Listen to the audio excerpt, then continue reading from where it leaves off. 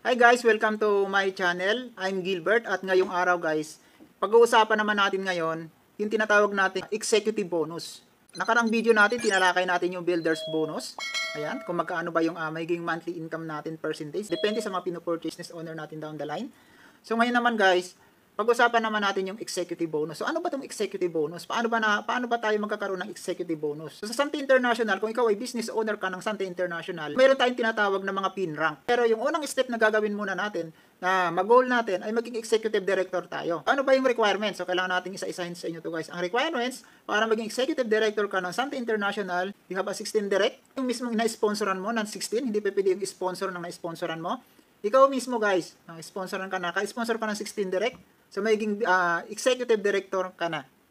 So, hindi doon magtatapos guys, no, sa pagiging executive director. Kasi kung nakuha mo, pag-executive director, ibig sabihin, saglit na lang sa'yo para ka mag-pin rank. So, ano ba itong pin rank na to? Ito yung tinatawag nating gold, executive director, platinum executive director, okay, and diamond executive director. So, hanggang doon na lang muna tayo sa diamond. Meron pang pinaka-higher na mga rank, pero saka na natin pag-usapan yun guys. Gold, platinum, and diamond pin rank. Ano ba yung mga benefits nito? Ito yung gusto ko i-share sa inyo guys. Ano bang benefits nito? Marahil ikaw guys, no? Kung halimbawa ikaw, partner o nakapanood ka ngayon, business owner ka ngayon, o pinaplano mo pa lang na maging part ng Sante, maging makipag-partner kay Sante, marahil makatulong sa inyo to guys. Bakit kailangan ba natin mag-pin rank? Yung naging topic natin nakaraan, so andito pa rin yan. Dito ko na lang idudugtong, explain sa inyo sa part na to, kung paano natin computein yung pin rank. Yung tinatawag nating executive bonus. Guys, no? Monthly. So, maraming ways of earnings ang Sante. Yung iba, nasa video ko na rin. So, pero itutuloy natin to. Ito yung number 4. Ways of earning number 4 ng Sante. Lagyan natin, no? Number 4. So, dumako tayo, guys, sa number 5. Number 5 is yung tinatawag nating executive bonus. Ang daming bonus ang Sante, guys, no? So, ito, focus tayo dito sa tinatawag nating executive bonus. So, kung ikaw, no, balik tayo, kung ikaw mismo ay nasa executive director ka na, so ito guys ang pinakamaganda mong gawin. Papakita ko sa inyo, again, mayroon tayong tinatawag na, no? So, ito na lang yung block ang gagamitin ko. Lalagay ko dito ng pinaka-ladder. Okay. Kailangan to, ma-visualize nyo to guys. So, yun guys, sabihin na lang natin, no, naka-16 direct ka. Okay, dito. 16 directs. Ayan. Ito yung executive director ka dito. Ayan, short na lang natin, executive director. Sample na lang, no, dito. Ikaw to. So, ganito, drawing ko na lang, no. Ikaw, ibig sabihin, ikaw mismong sponsor. 1, 2, 3, 4, 5, 6, 7, 8, 9, 10, 11, 12, 13, 14, 15, 16. 16 na sponsoran mo. Ayan. Ibig sabihin ko, ano ka na, no? Nasa executive director ka na. Ngayon guys, paano umakyat ng pin rank? At kung magkaano, ano bang benefit sa pagiging pin rank natin? Ang gagawin mo lang guys, kapag naging executive director ka na, di ba may mga ginaguide ka na, may mga tinuturuan ka na. So sino pa sa mga ginaguide mo at nag-sponsor din? Ayun, nakikita mo na talagang seryoso, na ginagawa talaga ang business, no? Nagbibigay ng oras, aralin, at bukod sa inaaral nila, nagtuturo din sila. Okay, at nag-sponsor din. Ang requirements lang guys, para maging ano ka, goal, kailangan magkaroon ka ng 3 lines mo na maging kagaya mo. O maging executive director. Sample na lang to, yung una mong na-sponsoran. Ito, ang ginawa niya, gumamit ng products. Okay, okay lang yon. Gumamit lang ng products, kaya naging business owner. Yung pangalawa mong na-sponsoran, naging business owner lang, kasi gusto lang niyang magbenta-benta, at bukod doon, maggumamit din ng produkto. So, benta-benta lang ang ano niya, ang forte niya. Okay lang. So, itong pangatlo mo guys, nag-sponsor, ginawa ang business. At nagtuloy-tuloy, naging executive director. So, ibig sabihin, meron ka ng isa. Kaya yung pang-5 mo, nag-executive director din, nagtuloy-tuloy.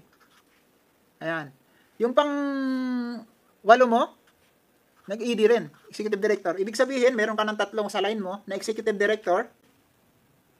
Mayroon ka ng 3 executive director, 3 na executive director. Yun yung requirements. So, ngayon po promote ka na as Gold ED. Ayan. magiging Gold Executive Director ka na. Kung ganito, Gilbert, ano ba ang benefit ko pag naging Gold ako? Ba't ko ginol yung Executive Director? So ito yun guys. Pag naging Executive Director ka, hanggang dito ka lang sa Builder's Bonus.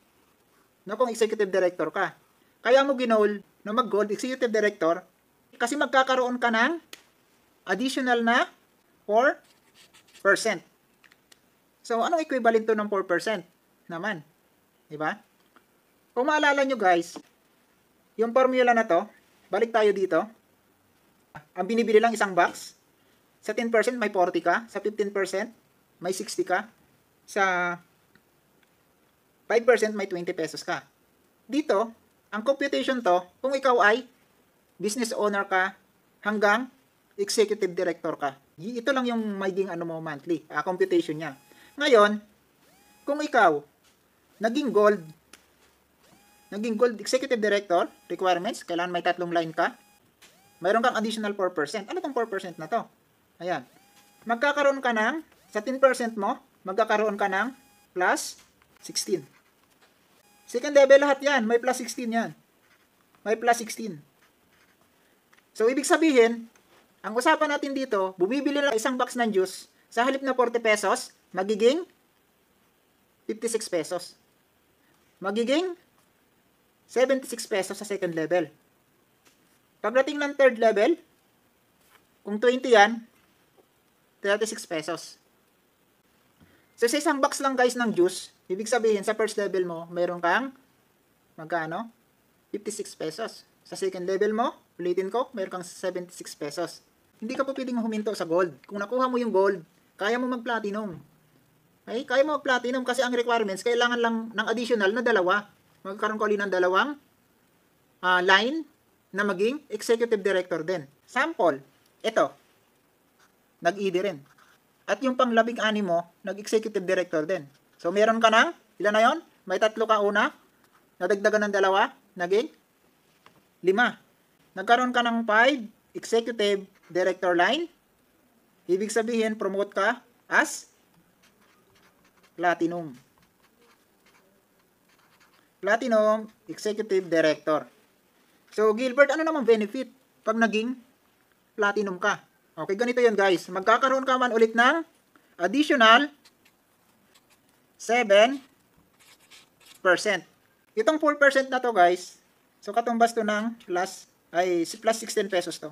Pag naging 7%, additional 7%, may plus 28 pesos ka na. So, ibig sabihin guys, hindi na plus 16. Pag naging platinum ka, hindi na plus 16. Ayan. Magiging, ano ka na?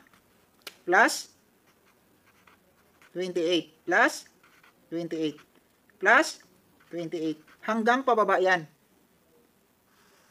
Plus 28. So, again, hindi na plus 16. Hindi na yan. Plus 28 ka na. Ibig sabihin, guys, sa isang box ng juice, bumibili ka. Halimbawa, ikaw, na-sponsoran mo ako, first level mo ako. Bumili ako ng isang box, kasi first level mo ako, mayroon kang 68 pesos. Kasi 40 plus 28, may 68 pesos ka. Pag second level ang bumili, yung na-sponsoran ko, so siya yung second level mo, ibig sabihin, mayroon kang 88 pesos. Kasi 60 sa second level. 15% yan. Medyo bilisan natin, hindi ka magtatapos dito sa platinum, kasi kung kaya mong naging platinum, mas kaya mong mag-diamond. Ayan, anong requirements ulit para mag-diamond? You have to do is, add ka lang ng 2 na lines mo na mag-executive director. Again, hindi tayo magko-close sa 16 direct mo na sinample ko dito, guys. Hindi ka magko-close dito sa 16 direct. O pwedeng madagdagan yan, maging 20, maging 30 habang ginagawa mo ang business. Okay, nagkaroon ka pa ng 2 sa line mo na naging ED, executive director. So, ilan na yan? 1, 2, 3, 4, 5, 6, 7. Mayroon kang 7 na executive director sa line mo. Promoted ka as diamond. Diamond ED. Ano ba namang benefits nito? Diamond ED. So, magkakaroon ka ng additional ng 10%. Additional 10%, equivalent to ng mayroon kang plus 40 pesos. Ayan. 40 pesos. Ibig sabihin guys, ito na.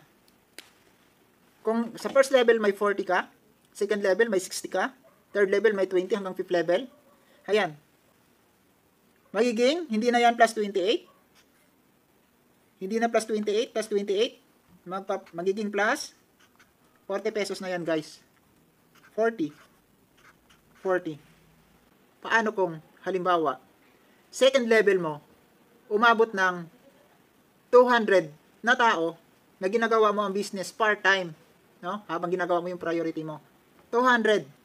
After 2 years. After 3 years, sabihin mo pa, after 5 years. Sample na lang. No? Sample, compute natin. Okay, 200 times 100. Isang box usapan, no? Ang position mo dito is diamond ka. Diamond. Ibig sabihin, sa 200, mayroon kang 20,000. Ayan. Second level pa lang yun, guys, ha? Dito pa lang tayo sa second level, ang pinapag-usapan natin. Yung 20,000 na yan, second level pa lang yan. Paano pa? Yung third, fourth, fifth, magtuloy-tuloy, 6, 7, 8, 9, 10, hanggang sa baba pa yan. Diba? Yung sabihin po, pwedeng mag-multiply yun, guys. Pwedeng mag-times 2, times 3, times 4. Ang usapan dito natin sa builder's bonus, no, balikan natin, isang box lang ang binibili. So, ito guys, nakita nyo yung pagkakaiba. Kung halimbawa, ginagawa mo ang negosyo ng full time, at kung ikaw mismo ay nasa part pa lang na to, yan, executive director, guys, o partner, goal mo na, maging gold ka, then pag nag-gold ka, saglit na lang sa'yo maging platinum and diamond. So ito, ang possible na po pwede mong kitain o idagdag sa income mo sa builder's bonus dito. Okay, kaya karamihan ng mga business partner, kailangan maunawaan nyo to. Huh? Kailangan maunawaan nyo to. Yung iba na kontento na lang sila siguro sa pagiging business owner o hanggang executive director. So kung nag-grow guys, tuloy-tuloy, hit natin, no? Gold, platinum, and diamond. So with that guys, doon na lang din tayo, no? Sa topic natin. Again, hindi ko binura to. Itong part na to. Number 4. Guhitan natin. Okay. So yan. Builder's bonus and executive bonus. Nawa nakatulong sa inyo, no, sa mga partners natin at sa mga hindi pa partners. And then kung may mga question kayo, feel free to comment sa comment box para masagot ko kung ano yung katanungan nyo. Kung halimbawa, interesado din kayo na magkaroon ng additional source of income o open ka sa side project na habang ginagawa mo yung mga priority mo, o pwede mong isabay. So yun guys, huwag nyo rin kalimutan na mag-subscribe sa YouTube channel natin para maging updated din kayo sa mga susunod ko pang video. So with that guys, maraming salamat and God bless ating lahat. Okay, bye for now.